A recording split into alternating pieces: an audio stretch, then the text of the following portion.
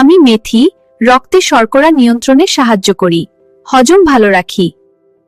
রাতে মেথি ভিজিয়ে রেখে সকালে পানি পান করতে পারেন, অল্প পরিমাণেই যথেষ্ট।